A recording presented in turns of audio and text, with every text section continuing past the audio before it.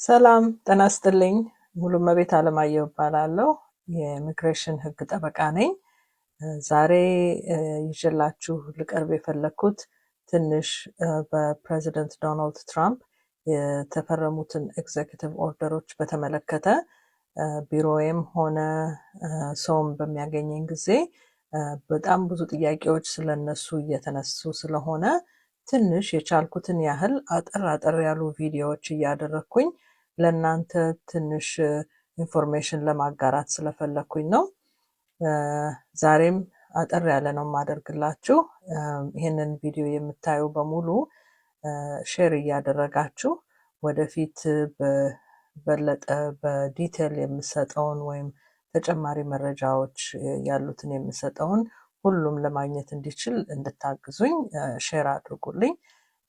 ምክንያቱም በቢሮአችን የሚደወሉት ያሉት ከማገለግላቸውን ባለጉዳዮች ሆኑ ምክር በመፈለግ ከሚደውሉም ባለጉዳዮች በሙሉ የሚቀርቡልኝ ጥያቄዎች በጣም ተመሳሳይና አንድ ስለሆኑ በእንደዚህ አይነት በሶሻል ሚዲያ መድረክ ላይ ግን በቻልኩት ያህል ከአስረዳሁኝ ወይም ገለጻ ከሰጠሁኝ ለብዙ ሰው ሊደርስ ይችላል ብዬ ስለማስብ ነው ይህንን ሚዲያ የተጠቀምኩት። ምክንያቱም ለእያንዳንዱ ሰው መልሱን ለመመለስ አንዳንዴ በጣም ጊዜ ስለሚያጥር፣ በዚህ አይነት ሁኔታ ግን ሰፋ ባለ በሶሻል ሚዲያ ለማስተላለፍ ስለተነሳሁኝ ነው። ዛሬ በጣም ኃይለኛ ዲቴይል ውስጥ አንገባም።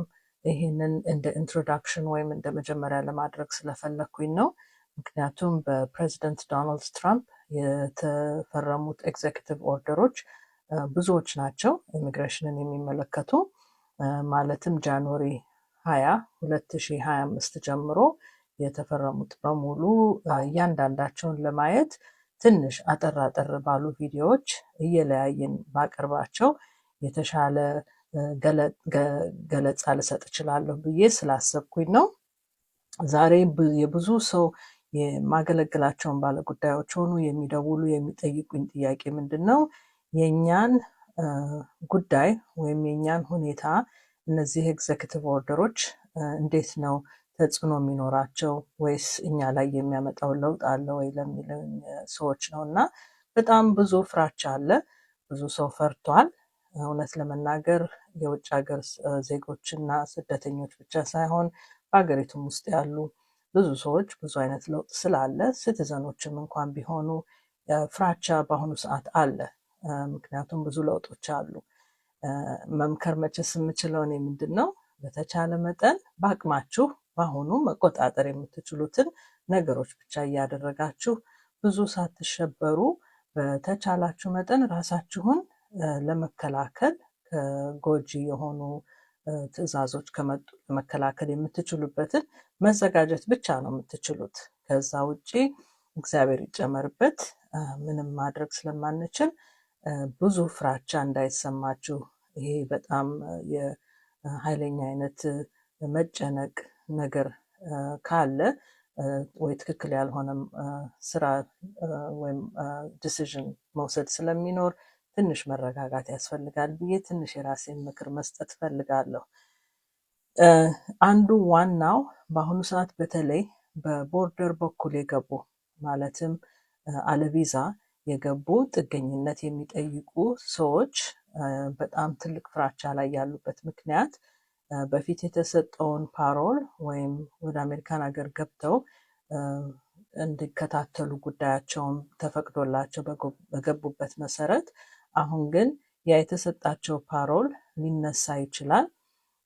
የመንግስትም በፈለገ ሰዓት ያንን ፓሮል አቋርጦ ወይም ያላቸውን ጉዳይ አቋርጦ እንደገና ይሄ ኤክስፐዳይትድ ሪሙቫል የሚባለውን ማለትም አለ ቪዛ ስለገባችሁ ቪዛ ከሌላችሁ ወደ መጣችሁበት ልትመለሱ ትችላላችሁ የሚለውን የአሜሪካን ሕግ ተጠቅሞ ሊያባረረን ይችላል ወይም ሊያስረን ይችላል፣ ጉዳያችንን ሊያቋርጥብን ይችላል ብለው የሚፈሩትን የእሱን ትንሽ ምን አይነት ጥንቃቄ ልትወስዱ ትችላላችሁ የሚለውን እሱን መጀመሪያ ባስረዳ ደስ ይለኛል።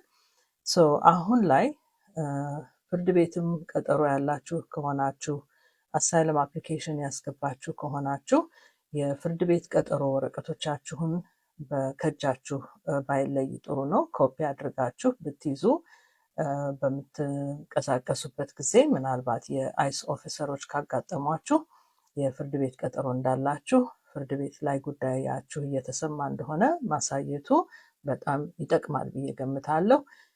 አሳይለም አፕሊኬሽን የጥገኝነት ማመልከቻችሁን ደግሞ ካላስገባችሁ በተቻላችሁ መጠን ቶሎ ብላችሁ ማመልከቻችሁን ማስገባት፣ እንዳስገባችሁ የሚያሳየውን መረጃ ደግሞ ከጠበቆቻችሁም ሆነ እየጠየቃችሁ እየያዛችሁ ከእናንተ ጋር ማመልከቻዎቹን የገቡበትን መረጃዎች መያዝ እና ማሳየት እንድትችሉ። ኤ ናምበር የሚባል አለ። ያው ሁሉም ኤ ናምበር ያለው ስለሚያውቅ ይህንን ኤ ናምበራችሁ ደግሞ ምን እንደሆነ መያዝ እና ለማሳየት መቻል። ምንም አይነት የመታወቂያ የስራ ፈቃድ ካላችሁ እሱንም ከእናንተ ጋር አለመለየት፣ ኦፊሰሮች ካቆሟችሁ ለማሳየት ለማለት ነው። ሌላው ደግሞ ጠበቆች ካሏችሁ የጠበቃችሁን ኢንፎርሜሽን፣ ስልክ ቁጥራቸውን፣ የቢሮቸውን አድራሻ እንደዚህ ብትይዙ እሱን እያሳያችሁ ጠበቃ እንዳላችሁ ጉዳያችሁን እየተከታተላችሁ እንደሆናችሁ ለማሳየት ትችላላችሁ ማለት ነው። አንዱ ሌላው ደግሞ ትልቁ ነገር ምንድን ነው? ማስገባት የምትችሉትን ማመልከቻዎች በሙሉ ማስገባት።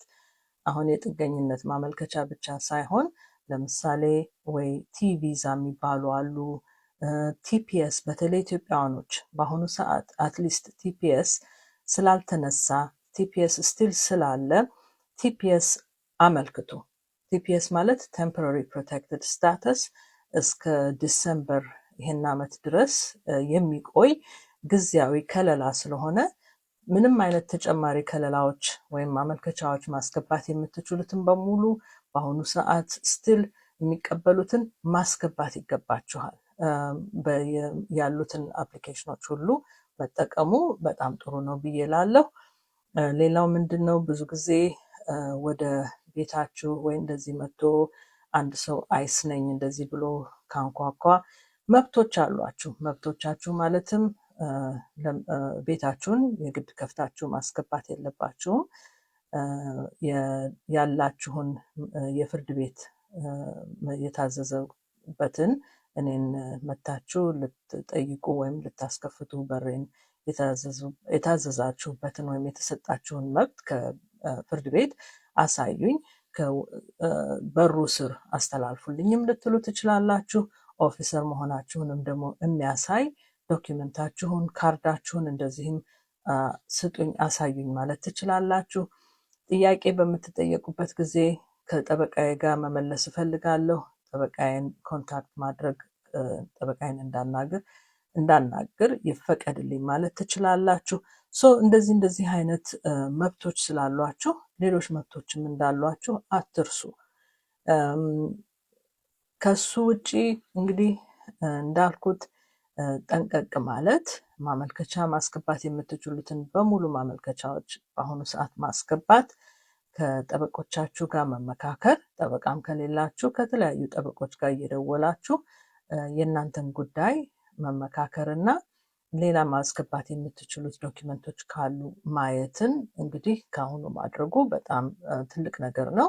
ሰፋ ባለ ሁኔታ በሚቀጥለው ቪዲዮ ደግሞ ወደ ዲቴይሉ እየገባሁኝ ስለምናገር፣ በተለይ አሁን ወደ ዲቴይል እየገባሁ የምናገረው በቦርደር በተለይ ለገቡ ሰዎች እና ኤክስፐዳይትድ ሪሙቨል ሆኖ ወይም በአስቸኳይ እንድንወጣ የሚለውን አይነት የትዕዛዝ ተጠቅመው የአይስ ኦፊሰሮች ቢይዙኝ የሚለው ላይ ወይስ ሊይዙኝ ይችላሉ ወይ የሚለው ላይ በዲቴይል እናገራለሁኝ። እሱን ግን በሌላ ጊዜ በሌላ ቪዲዮ ስለማቀርበው አትሊስት ይሄ እንደ ኢንትሮዳክሽን ሆኖ ትንሽ ጥንቃቄ የምታደርጉትን ለመናገር ስለሆነ ያደረግኩት፣ ባካችሁ ሼር በማድረግ ይህንን አይነት ኢንፎርሜሽን ለማግኘት ለሚፈልጉት በሙሉ የሚቀጥለውን ቪዲዮን በማወጣበት ጊዜ እንዲያው እናንተም ተባበሩ።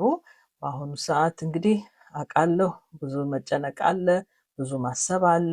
ግን ትንሽ መረጋጋትና በተረጋጋ መንፈስ በተቻላችሁ መጠን ራሳችሁን መጠበቅና መጠንቀቅ ማድረግ የምትችሉትን ማድረግ ማለት ላይ ነው እና እሱን እላችኋለሁ።